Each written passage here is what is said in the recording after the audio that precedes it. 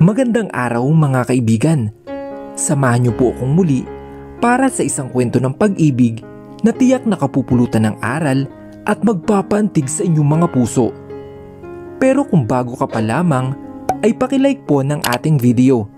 Pakiclick ng subscribe button, gayon din ang bell icon para lagi kang updated sa mga susunod ko pang upload.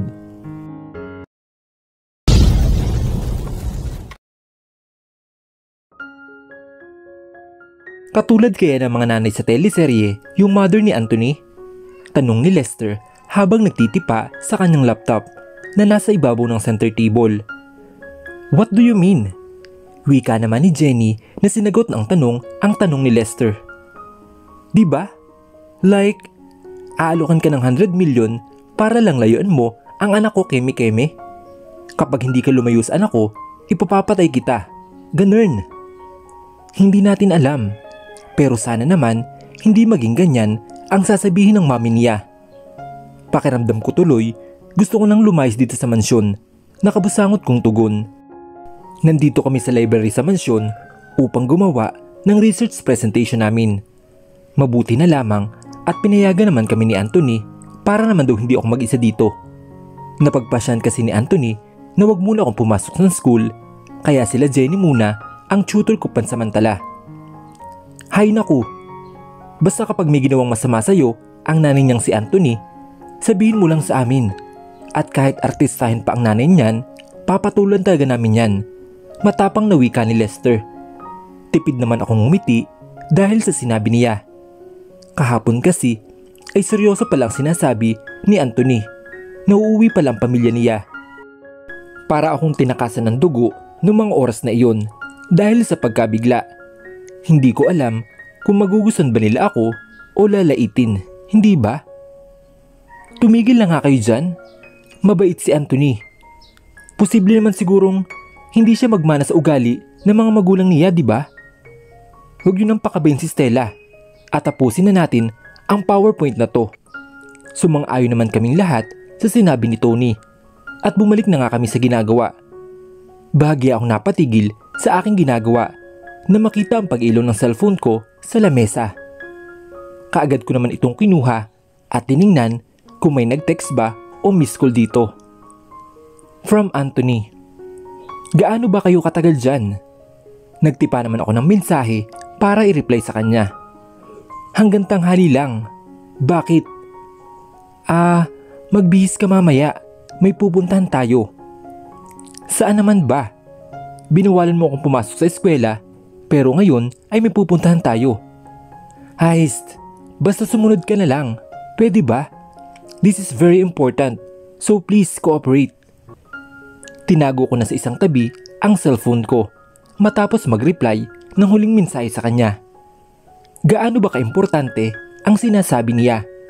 Akala mo naman nakasalalay ang pundo ng gobyerno upang makapagsalita siya. Usapang life and death ba? Sino yung kateks mo kanina? Napansin ata ni Tony ang pagpapalitan namin ng mensahe ni Anthony. Wala. Si Anthony lang. Tinatanong kung anong oras tayo matatapos. Tugon ko at nagtipa na din sa laptop ko. Bakit daw? Tanong naman ni Lester. Sasabihin ko ba? Why not naman, di ba? Para naman na may kasikre-sikreto sa sinabi ni Anthony kanina. May pupuntahan daw kami eh. Nagtaka naman ako nang bigla silang napatigil sa ginagawa. At kapwa nakatulala lamang sa akin, parang pilit na dinadigest ang mga sinabi ko kani-kanina lang sa utak. Ang OA ng mga kaibigan ko literal. Bakit ganyan kayo makatingin? Kandautal kong tanong. Nagkatinginan silang tatlo at sabay-sabay nang umiti na para bang isa lamang tumatakbo sa mga kokote nila. Sabay-sabay silang bumalik sa ginagawa, habang ako ay hindi maintindihan kung ano bang tumatakbo sa mga isip nila. Baka kung anong ibig sabihin na naman ang naisip nila sa sinabi ko. Hoy, hindi kami magde-date ha? Baka kung anong iniisip nyo dyan. Depends ako sa sarili ko. Lalo lamang silang napangiti at ni isa sa kanila ay hindi man lang ako pinansin. Masyado kang defensive. Wala naman kaming sinasabi ah. Paungot siya naman sa akin ni Jenny at mahina silang napahigik-hik. Inarapan ko na lamang sila at bumalik na kami sa kanya-kanyang ginagawa. Bahala nga sila. Isipin nila kung anong gusto nilang isipin. Nang matapos na kami ay nagpaalam na sila sa akin matapos kumain ng tanghalian. Ako naman ay naligaw na at naghanap ng maaaring suotin. Ano ba kasing pupuntahan namin? Baka mamaya, party pala. Tapos ang simple lang ng suot ko. Nakakahiya. O baka naman sa resort. Tapos magsusuot ako ng balot na balot. Para akong sira na kinakausap ang sarili ko habang nakatingin sa 3 pares ng damit na nakalatag sa kama. Ang isa, simple sunflower dress.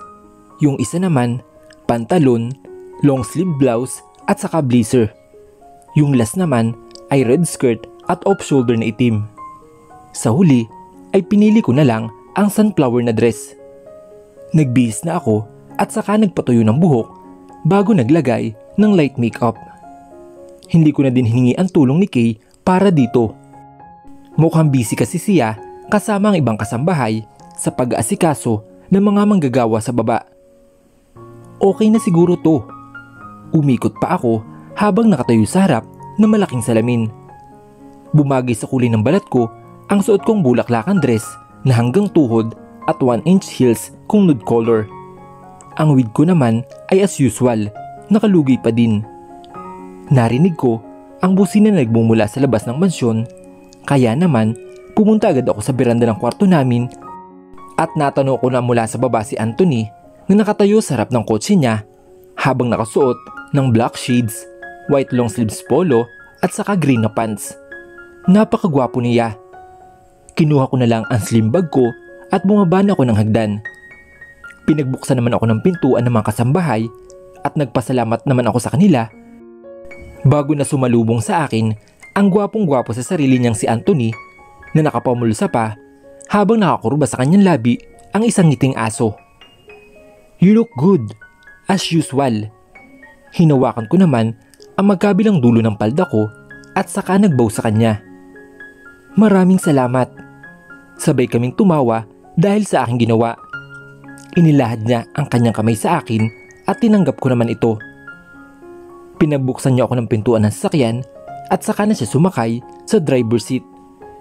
Pagkatapos magkabit ng seatbelt ay pinandar na niya ang makina ng sasakyan. Okay, let's go. Habang nasa biyahe kami ay hindi malis ang ngiti ko sa aking mga labi. Excited na ako kung saan man niya ako dadalhin. Pero teka, ano bang meron ngayong araw? Hindi ko naman birthday ah. Bukas pa ang Sabado at birthday ni Gary. Si Anthony, hindi ko naman alam kung kailan ang birthday niya. Pinagmamasdan ko lamang ang mga nadadaanan naming establishmento. Maraming nagkalat na tao sa lansangan, pati na ang mga sakyan na nagpaparoon na nagpaparito. Saan mo ba talaga ako dadalhin, Anthony? Pasuspense ka pa ha? Hindi mo nalang sabihin. Narinig ko ang mahinang pagtawa niya habang nagmamaneho. Just wait and see. Sigurado akong magugustuhan mo to. Napailing na lang ako at nanatiling tahimik sa biyahe. Inabot din kami ng halos 40 minutes bago kami huminto sa tapat ng isang gubat. Anong gagawin natin dito? Maghahunting ba tayo? Pansin ko ay wala nang masyadong bahay sa lugar na tinigilan namin. Parang mga puno na nga lang ang nakikita ko. Hindi sinagot ni Anthony ang tanong ko at sa halip ay pinagbuksan na lamang niya ako ng pintuan. Hinawakan niya ang kamay ko at saka kami naglakad papasok sa gubat. Matataas na ang mga damo dito at may naririnig din ako na huni ng mga insekto. Hapon na din kasi at mga ilang sandali lang ay magdidilim na. Habang palayo ng palayo ang nararating namin ay parang may natatanaw ako na liwanag sa dulo. Nang marating namin ang dulo ng mga puno ay nagliwanag ang mga mata ko sa aking nakita. Isang napakalawak, napakaganda at napakatagong dagat. Nahumaling ako sa ganda ng dagat. Kaya naman, binitawan ko ang kamay ni Anthony at tumakbo na ako sa puting buhangin. Habang nakataas ang magkabilang braso at nilalanghap ang sariwang hangin. Breathtaking. Napabulong ako sa kawalan dahil sa sobrang saya ko. Ngayon ko lang nalaman na may ganito pala dito. Napalingon ako sa aking likuran nang marinig ko ang pagtikhim ni Anthony. Lalong lumawak ang ngiti ko nang makita ang hawak niyang buke ng pink roses na nakabalot sa puting tela. These flowers are as beautiful as you. But the difference between the two of you, they are many. But you are the only one in my heart. Wika niya habang diretsong nakatingin sa aking mga mata. Napahagalpak ako ng tawa at halos mawalan ako ng hininga. Pakiramdam ko ay kailangan ko ng oxygen kung sakaling bumagsak na lang ako sa buhangin at mamatay na nakatawa. Hey! What's funny? Inis na tanong ni Anthony at may pagpadyak pa ng paa. Bahagya akong huminahon, ngunit kapag nakikita ko ang mukha niya ay talagang natatawa ako. Kanina kasi, nung sabihin niya ang mga linyang iyon, parang feel na feel niya talaga. Yung phrases na sinabi niya. I'm sorry, natawa lang ako. Napahawak ako sa balikat niya upang humingi ng suporta dahil sumasakit na ang tiyan ko. Halata sa mukha nito na naubusan na siya ng presensya, kaya agad kong pinakalma ang sarili ko at baka layasan niya ako dito. Ikaw naman kasi, ang corny ng banat mo. Sabi ko sa kanya na hanggang ngayon ay hindi pa din maalis ang kunot sa noo. I knew it. Dinig kong bulong niya. I knew it ka dyan. Grabe Anthony. Hindi ko akalaing may tinatago ko palang pagkamakata. Muli na naman akong natawa pero sandali lang. It's not my idea. It was Gary who thought of that useless pick-up line. Pinag-cross pa niya ang kanyang mga braso habang sinasabi iyon. Hay nako, kayo talaga? Pero, teka, nasan nga pala tayo? Pag-iba ko ng usapan. Lumapit siya sa akin at saka ako inakbayan. Dito ako madalas pumunta noon kapag naglalayas ako ng bahay. Nanlaki ang mga mata ko dahil sa sinabi niya. Naglalayas ka? Yup. Kapag kasi pinapagalitan ako ni Mom, minsan naririndin din ako kaya lumalayas ako ng bahay. Naalala ko noon, dadaan ako sa bintana ng kwarto ko tapos mag-over the bakod ako para lang makalabas ng mansyon. Sasakay ako ng taxi tapos dito ako magpapababa. Pag uwi ko ng bahay ay may mga pulis na nagkalat sa paligid. Pinagmamasdan ko lang siya habang nagkikwento. Umupo siya sa buhangin kaya naman tinabihan ko siya. Nilapag ko muna sa tabi ko ang bulaklak na binigay niya. Lumaki ako sa mayamang pamilya. Oo, pero hindi sa pamilyang maayos. Madalas nag-aaway kami ng mga magulang ko dahil hindi ko sila sinusunod. Ayaw ko lang kasi yung pakiramdam na dinidiktahan ako. Kaya kapag pinipilit nila ako sa mga bagay na gusto nila pero ayaw ko naman ay naglalayas ako. Kahit hindi ko naranasan ang mga kinikwento niya ay parang nararamdaman ko ang mga pinagdaanan niya. Isa pa, ang kapatid ko. Kahit noon pa man, hindi talaga kami magkasundo. Kahit mas matanda ako sa kanya, hindi siya nakikinig sa akin. Hindi ako tinurong na mas matanda sa kanya. She's definitely a spoiled brat. Hindi ba siya tinuturuan ng mga magulang ninyo ng mabuting asal? Ngumiti siya at saka napailing. Isa din yan sa pagkakamaling ginawa nila mami noon. Kinonsinti nila kaya lumaki ang ulo. Payo ko lang, kapag nakaharap mo ang batang yun, magreserba ka na ng mahabang pasensya. Napatingin na lamang ako sa payapang dagat. Hindi ko lubos maisip na nagkaroon siya ng ganung klaseng kapatid. Iniisip ko pa lang ang ugali niya ay hindi ko na ata kaya. Oo nga pala.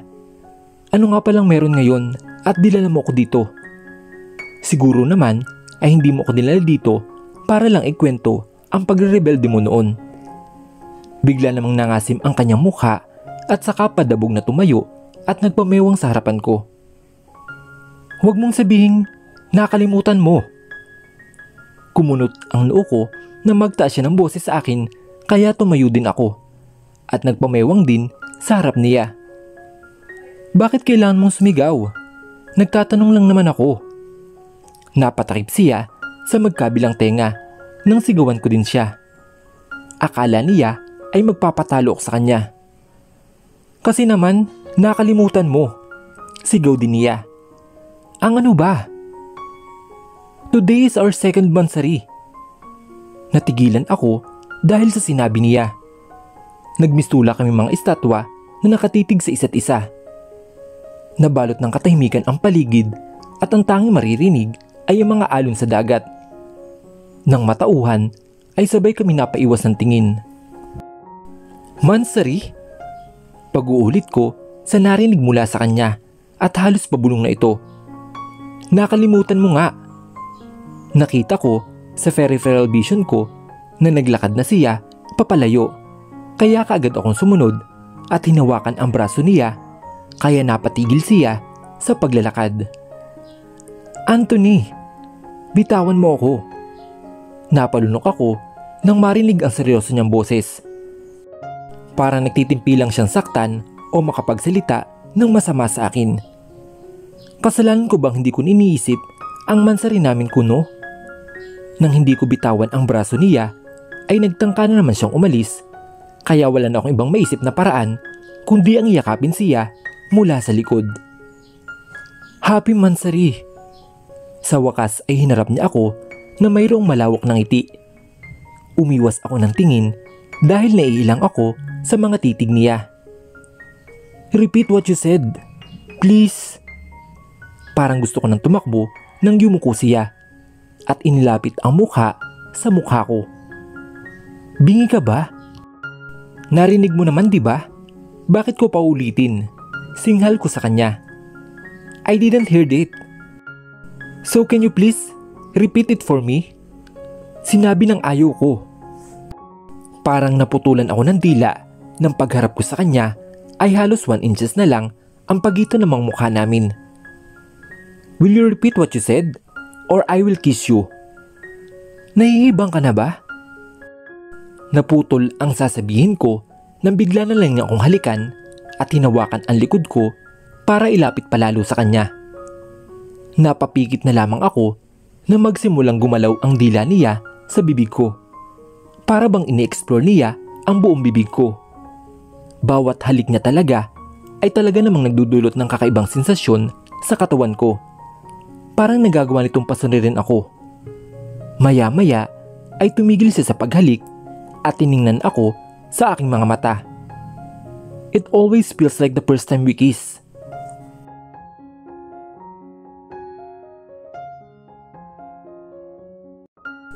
Hanggang sa pag-uwi namin ay talagang hindi maalis ang ngiti ko sa aking labi. Ewan ko ba, nababaliw na ata ako. Nagpunta ako sa likod bahay para magmuni-muni. Alam nyo na, hindi pa din makamove on sa nangyari kanina. Dinadama ko lamang ang kapayapaan dito sa tahimik na bakuran. A great place to relax.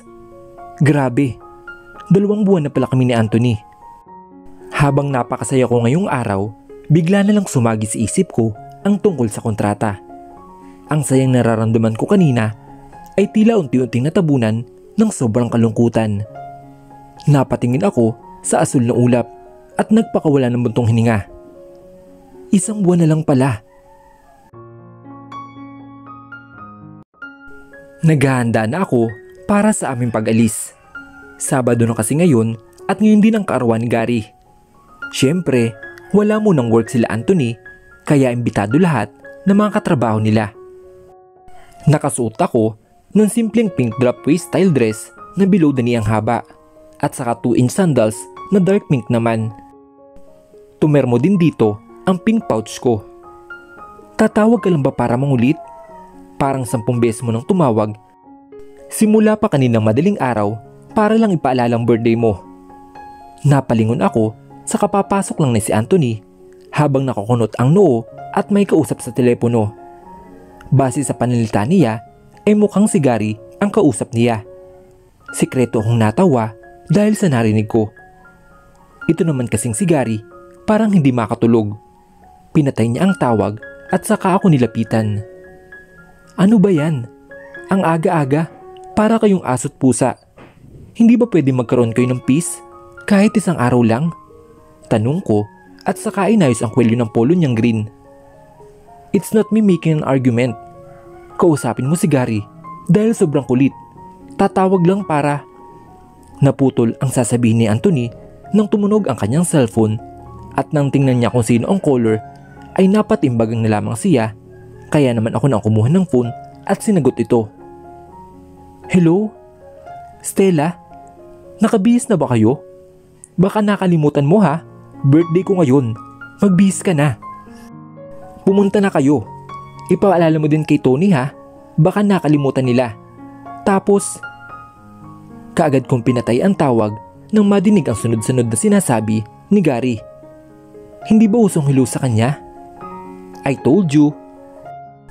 Kinuha na ni Anthony ang cellphone niya at saka naupo sa kama para magsuot ng sapatos. Tatawagin ko lang sina Jenny. Itatanong ko kung dadaanan ba natin sila o sila na lang ang pupunta dito. Wika ko at tumango naman siya. Nagpunta ako sa beranda ng kwarto namin at saka dinial ang phone number ni Jenny. Matapos ang ilang ring ay sumugot na ito. Hello Stella? Jenny, pupunta na ba kayo? O kami na ang susundo sa inyo? On the way na kami. Bakit? Sige. Hintayin na lang namin kayo.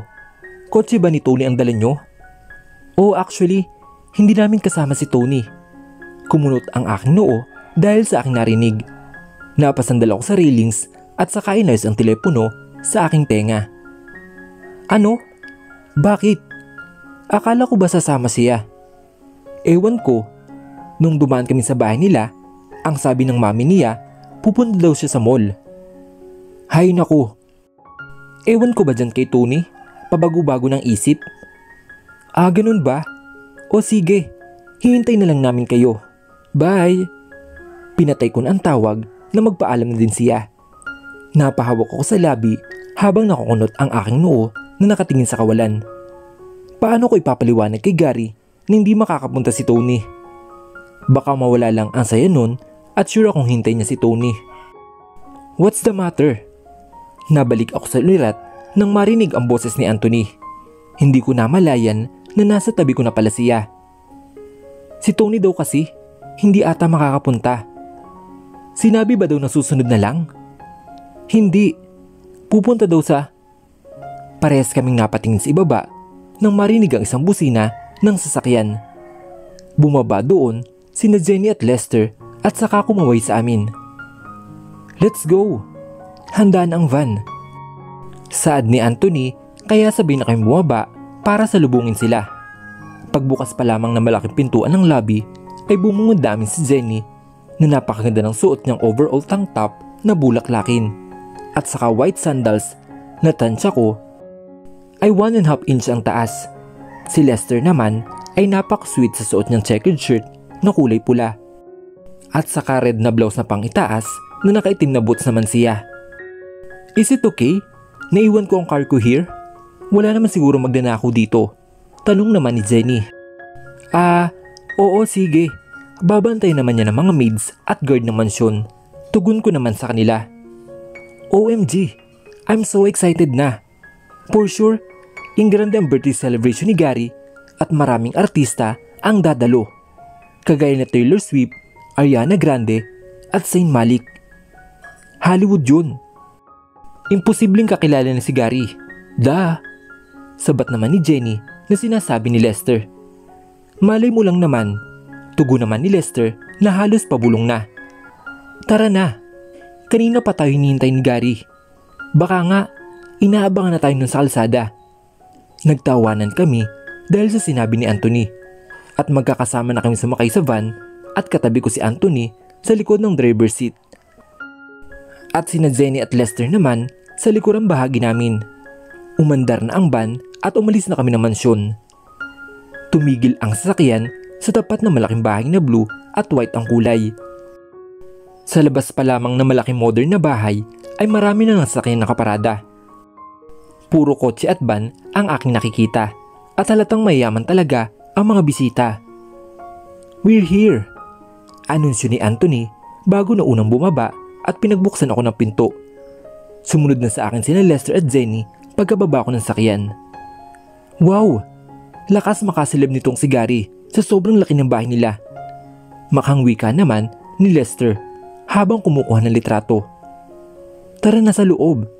Sigurado ako na kanina pa tayong hinihintay ng mokong na yun. Sumunod na kami kay Anthony dahil siyang unang naglakad papunta sa main gate ng bahay. Bumungad sa amin ang ilan sa mga kilalang artista at mga direktor. May matatanda at mayroon ding mga teenager. Pero pinanatili pa din naming normal ang aming pagpasok. Dumiretso kami sa loob ng mansyon at sinalubong kami doon na sa tingin ko ay nangangalaga ng mansyon. "Magandang umaga po, Mr. and Mrs. Lagdameo. Nasa dining na po si Sir Gary. Magpunta na lang daw po kayo doon." Sad ng isang maliit at matandang babae na nakasuot ng maid uniform. Nakasalamin na din ito at mabagal na maglakad. "Thanks." Ako na nagpasalamat dahil nilampasan lang siya ni Anthony. Naku, kung wala lang masyadong tao dito, baka nakurot ko na naman ang singit ng lalaking ito.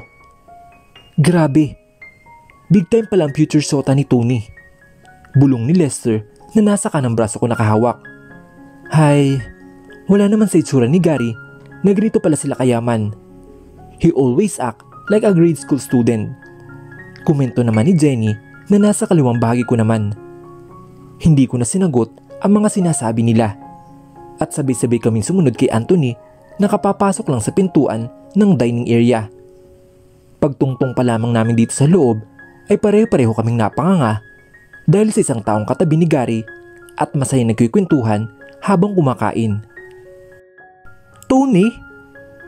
Magkakapanabay naming wika dahil hindi namin inakala na nandito siya.